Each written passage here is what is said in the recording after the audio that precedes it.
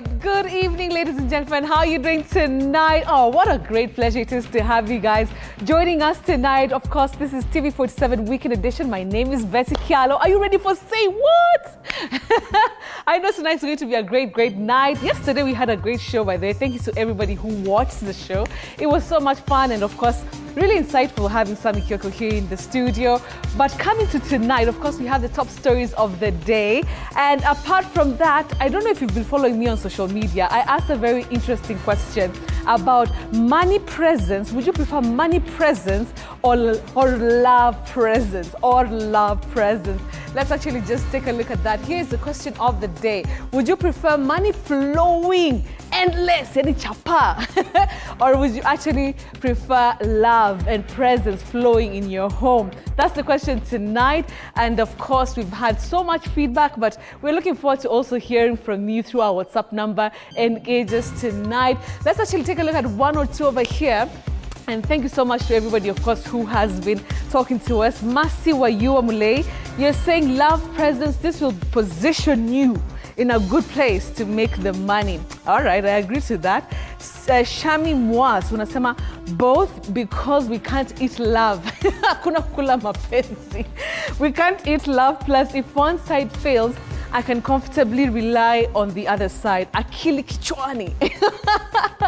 I love the comments. Keep them coming. It's going to be a great show. We have fantastic guests. Becky Guitar is going to be joining us. Lydia Karemi. And tonight we have, a new guy here in studio. He's going to be joining us. Becky Karibu Sana. All right. And we have also Edgar Ouko. They'll be joining us. It's going to be a conversation that you don't want to miss. Let's start with the highlights.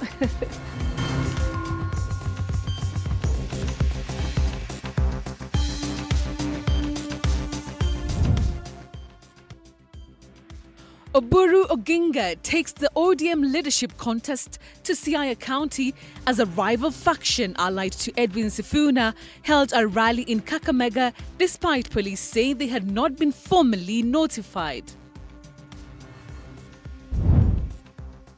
A woman shot during yesterday's protest in Kitengela painfully recounts her ordeal. A family in Gaishanjiru, Kandara, Muranga County is demanding answers after 26-year-old Francis Mukura died hours after his arrest at Gagundoini Market.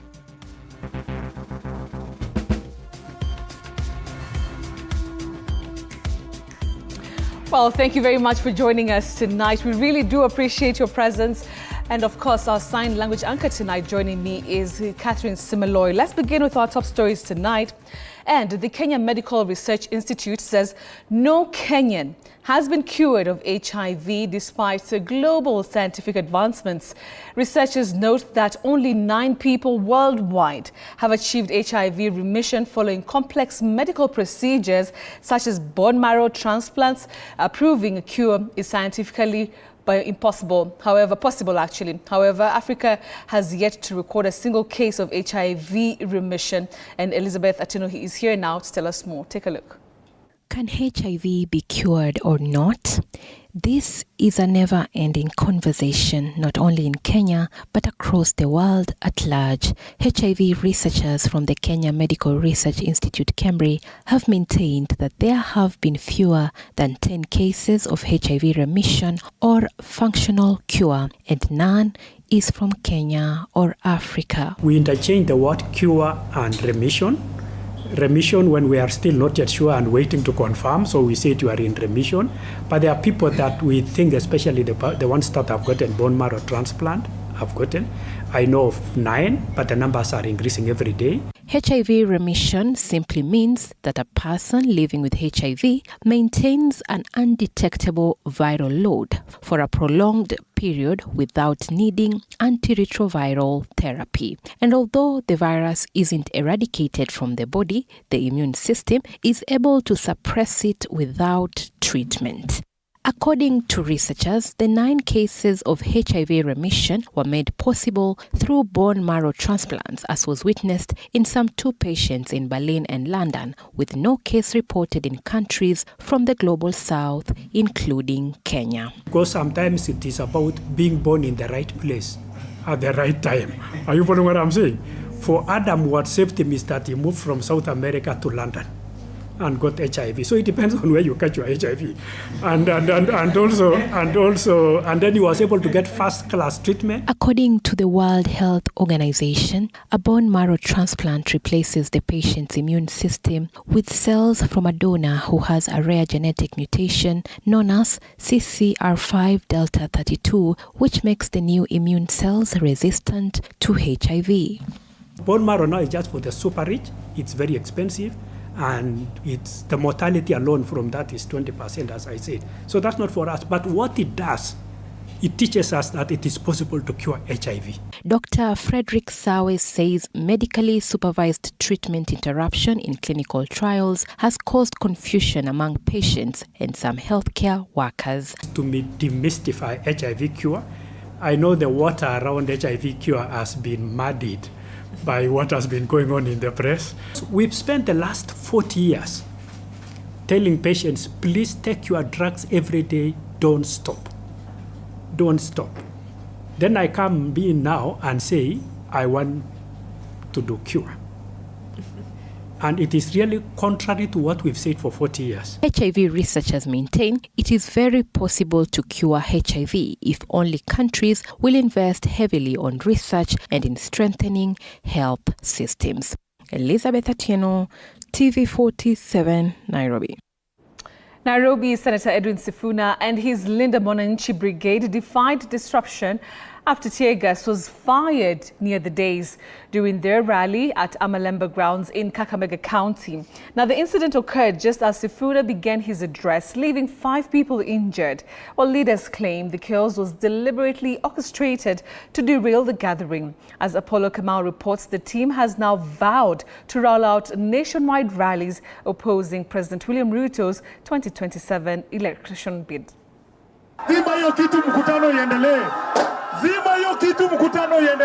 An attempt to stop Linda Mwananchi rally at Amalemba grounds in Kakamega County failed after it was met with defiance during a charged rally led by Nairobi Senator Edwin Sifuna and his breakaway faction in ODM. Tear gas was reportedly lobbed by a group of about 5 individuals who had allegedly been sent to disrupt the meeting as police stood by on the sidelines. The incident resulting in several injuries, with one person said to have been transported from Kisumu, dying along the Kakamega-Kisumu road.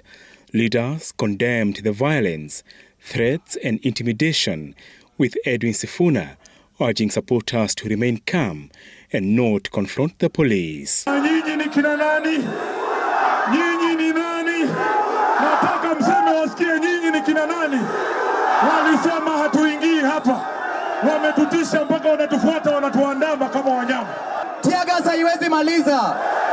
Nyuki haiwezi maliza. Maji moto haiwezi maliza. Serikali haiwezi maliza. Lazima iendelee leo.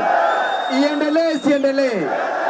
Wewe Sifuna, wewe, hii mwili yako imetosha kulala kwa kitanda ya State House.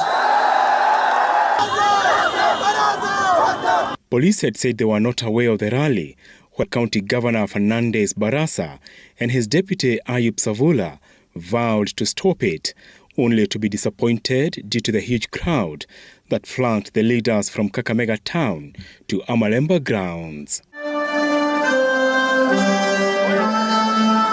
The leaders mobilized Western Kenya ODM support base against party leader Oburu Oginga's push to form a pre-election coalition with President William Ruto's UDA to mobilize support for Ruto's re-election in next year's presidential poll. Makosa yangu kubwa sana, nimesema kwamba Ruto 2027 lazima aende nyumbani. Na nasema hivyo kwa sababu ni nyinyi mmenituma. Ruto wanataka kuua chama cha Raila Amolo Odinga. Wangapi wamesema chama ya Raila ODM ikaimara waniweke mikono? Wanajaribu kugawanya Waluya na Wajaluo. Ati wanasema ati Babu Owino na Orengo na Kalori wasitembee na Sifuna. Sifuna has accused President William Ruto of reneging on a 10-point agenda agreement he reached with the late former party leader Raila Odinga following the police shooting of Vincent Ayomo during a rally in Kitengela last weekend. Apul Kamau, TV47. Thanks, Apollo, for that. Still on matters politics, ODM leader Oburu Oginga has told off dissenting members of the Orange Democratic Movement, ODM, urging those opposed to the party's engagement with President William Ruto and the United Democratic Alliance, UDA, to quit. Speaking in Siaya during a rally organized by the Linda Ground faction, Oburu dismissed internal resistance to ODM's new political direction, saying the party will not expel anyone, but neither will it be held hostage by rebels. Our senior political reporter Elizabeth Matuku has the details. The Oburu Oginga-led faction of the Orange Democratic Party today pitched camp in Siaya County, where they took their Linda Ground narrative. Oburu Oginga and his team telling off rebels in the party, led by embattled Secretary General Edwin Sifuna, insisting that they should calmly quit the party if they are unhappy with the current leadership and the way things are being done. Not expelling anybody from the party, but anybody who feels that he is uncomfortable with us can leave if he likes. Ndiye anaongoza chama cha OD, ile kikundi kingine sio chama cha ODM, hiyo ni kikundi kingine hatuelewi. The Siaya senator also announced that the party had officially resolved to exit the Azimio la Umoja One Kenya coalition party, declaring it non-functional following ODM's exit. And those who want to know how to oppose, they should come to us. We are going to teach them. But this time round, we are going to make sure that we are in power. He further defended ODM's decision to open negotiations ahead of the 2027 polls, saying the party must position itself for power rather than remaining in permanent opposition. Next year's election, and ODM cannot be left behind. We are going to do our own thing. Please, if you are not part of us, do your own thing. Let us do our own thing. The leaders have said the party's current priorities are policy discussions, development and initiatives. They described the negotiations as central to ODM's strategy to move from opposition to governance, insisting that the party will form the next government. Weke vitu nini? Hii Minister of Finance, kwanza hiyo hatuwezi kuzungumza juu yake. Minister Energy, hatuwezi kuzungumza juu yake. Tunataka vitu vikubwa ziwekwe juu ya meza. Sisi sio ODM, ndio chama kubwa. Hivi ama ndogo ndogo sio kama ODM. Tumeelewana? Watu wajue kwamba hii chama ya ODM iko siku itaweka rais wa taifa la Kenya kupitia chama cha ODM. Elizabeth Mutuko, TV47, Nairobi. All right, now former Deputy President Rigathi Gachagua now claims the vote-rich Rift Valley region has been shortchanged under President William Ruto's administration. Now, Gachagua argues that despite strongly backing the government in the last general election, the region has not received a fair share of development projects or key government appointments. Now, he insists Rift Valley residents deserve equitable resource allocation and tangible development. Na mtu atatenga Wakalenjin. Wakalenjin hawaja kosea mtu yeyote. Shida yetu ni mtu mmoja, na huyo tutaondoa wakati ikifika. Jamii ya Wakalenjin wa Kenya na ni waangwana. Amefungua State House kwa kila mtu, anawasikiza shida zao, anawapea pesa.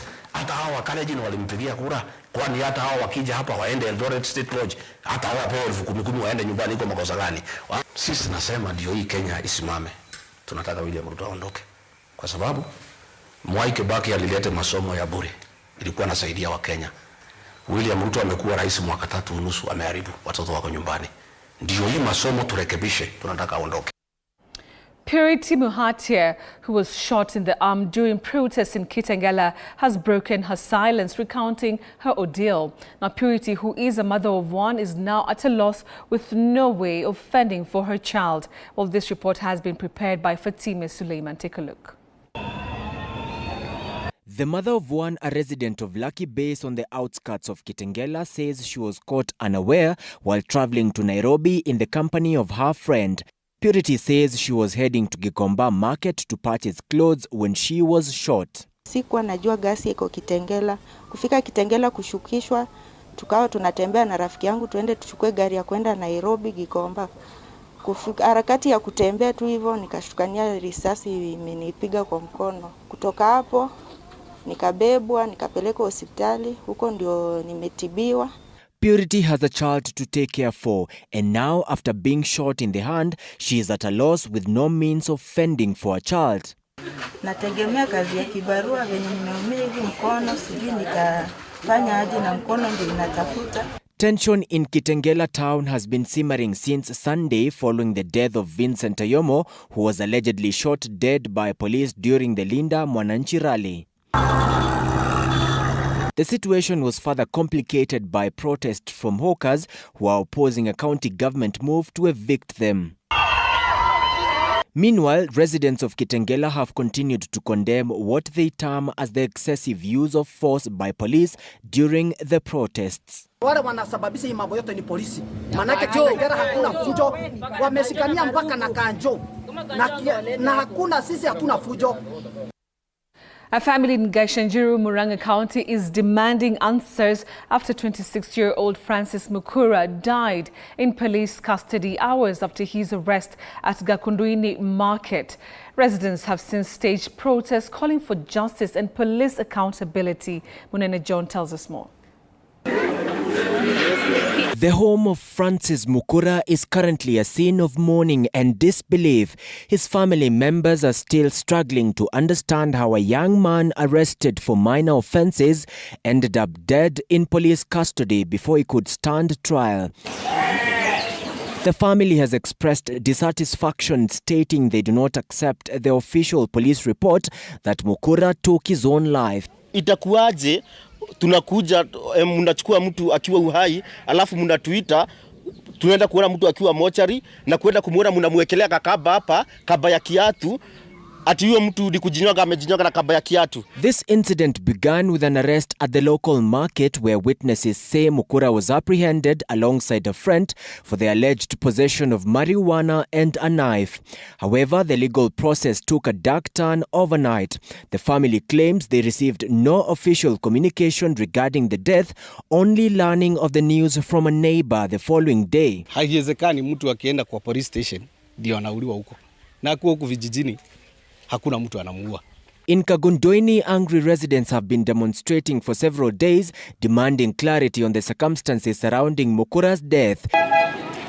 As the national conversation around police conduct intensifies, this case adds to mounting concern over deaths in custody, raising broader questions about accountability and oversight within detention facilities. Munene John, TV47, Nairobi.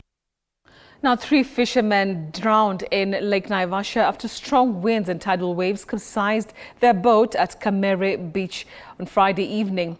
Now, one body was retrieved Saturday as search efforts for the others continue. Now, the only survivor, who was wearing a life jacket, made it to safety. The incident has renewed concerns over water safety, with residents calling for strict enforcement of life jacket use.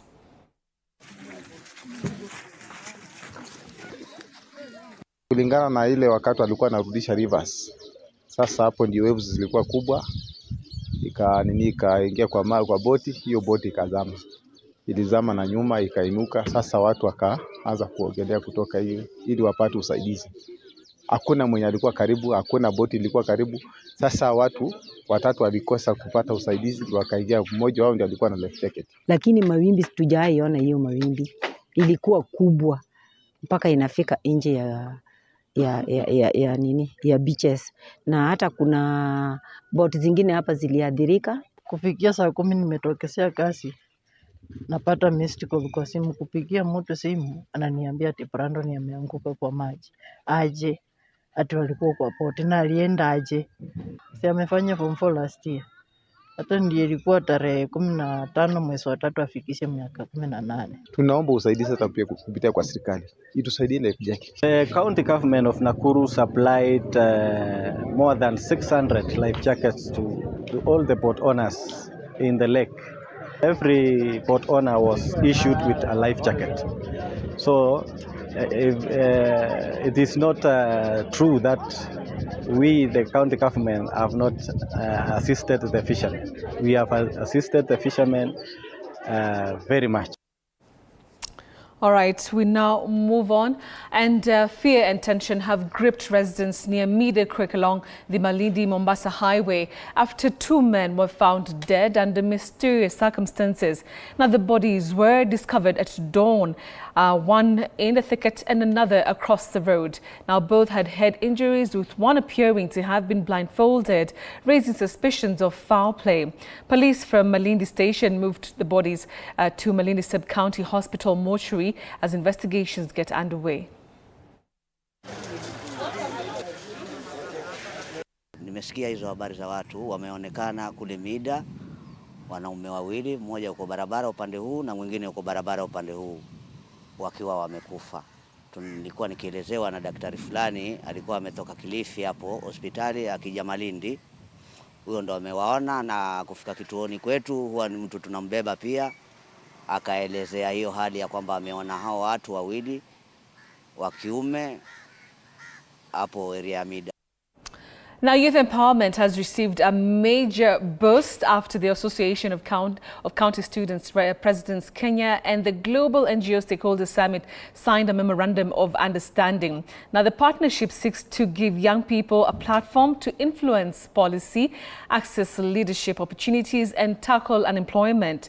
Now, the agreement comes ahead of the Global NGO Stakeholders Summit set for April 22nd to 24th in Nairobi, expected to draw over 2,500 participants. For starters, we're putting them on a platform which will enable them air their voice. So ideally, almost 30%, between 20 to 30% of the delegates will be youth. And of course, partnering with APSAC, they're all over the country. They're able to bring a representation of every single person within the county. So out of the 47 counties, we're talking about between 50 and 100 youth from this county, from these counties. And of course, with the leadership of APSAC Kenya, the Apex team, all of them will be there. So this will allow them to be able to, one, interact with the delegates who are there, both in government, both in public sector, in the NGO world. This will be will act as a ground to introduce to the stakeholders on the different challenges that young people are experiencing, including job and employment. So I believe for this will really connect us and also pave a way for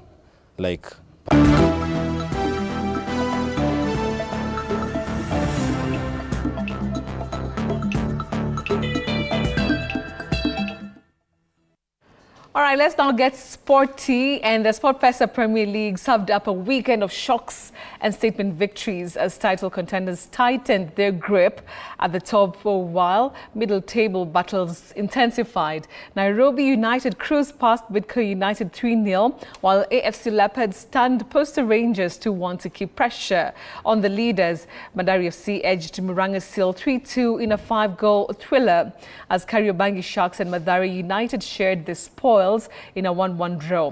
Now, the biggest upset saw Shabana FC topple Tusker FC 1-0, tightening the race behind leaders Gor Mahia, who remain top with 43 points ahead of Leopards and Shabana.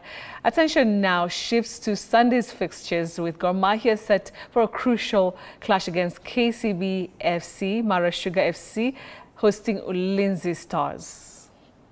The points are being gotten, and that is a beautiful... I have to say about the first half. We started the game in a low tone, whereby if you look, for example, the second goal, say any set piece, if your opponent can score through a set piece, that means psychologically in terms of concentration, you're not alert. We thank God for the 3 points. It wasn't easy. The second half was a bit tricky. Now, the 2026 Magical Kenya Open Golf Championship enters the grand finale on Sunday at Karen Country Club here in Nairobi. Now, the only Kenyan remaining in the annual tournament, Njoroge Kibugu, will tee off at 8:55 a.m. The 22-year-old finished the third round on Saturday at 1 under par. Angela Ayora of Spain sits at the top of the leaders board at 17 under par. He is tied in first place with Casey Jarvis from South Africa, while Davis Bryant of the United States is on 16 under par. Now, the winner will walk away with over 60 million shillings. You know, last person to make cut was my brother. Before that, it was me, but as an amateur. So this is my first time making cut as a pro. I've been playing really good golf coming in.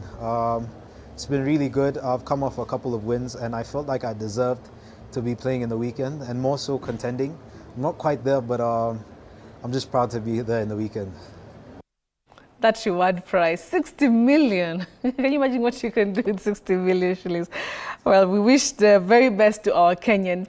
All right, moving on. Visually impaired athletes from across the country today converged at Thika School for the Blind for the highly anticipated National Powerlifting Trials.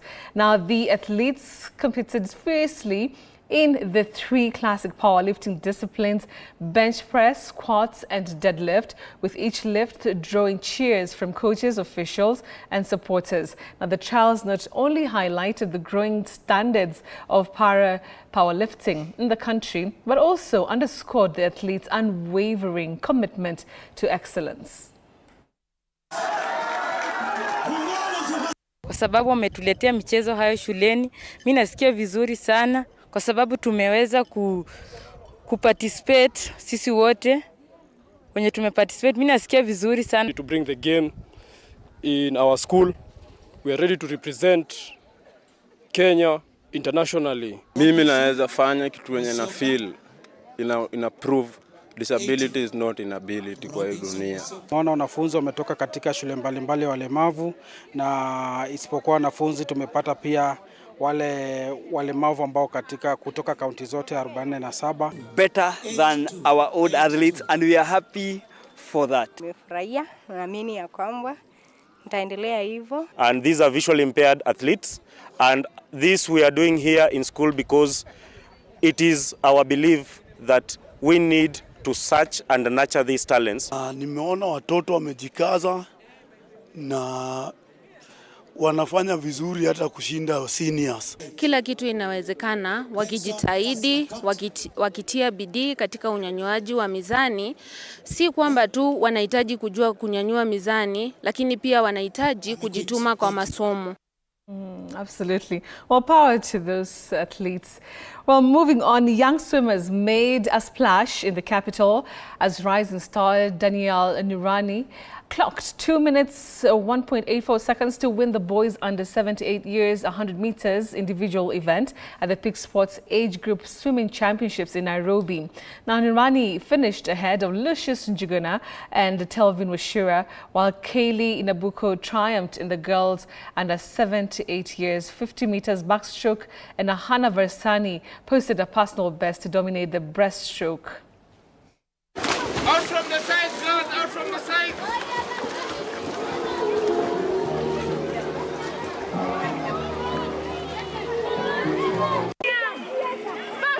3 years old, I was encouraged by my mom to swim,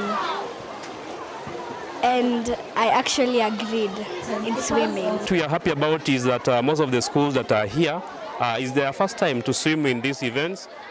This tells you how the talent's growing. Okay, that's where we finished the first part of the show, the serious part.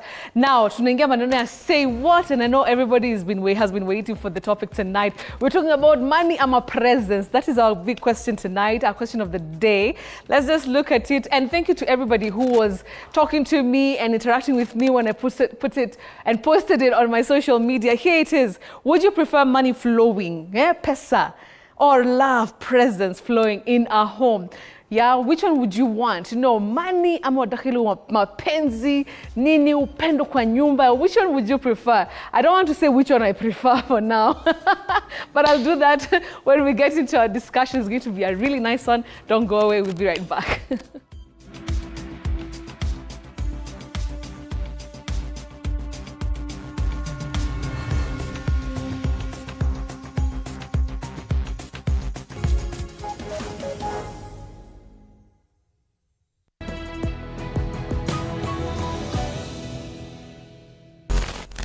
What's up? Welcome to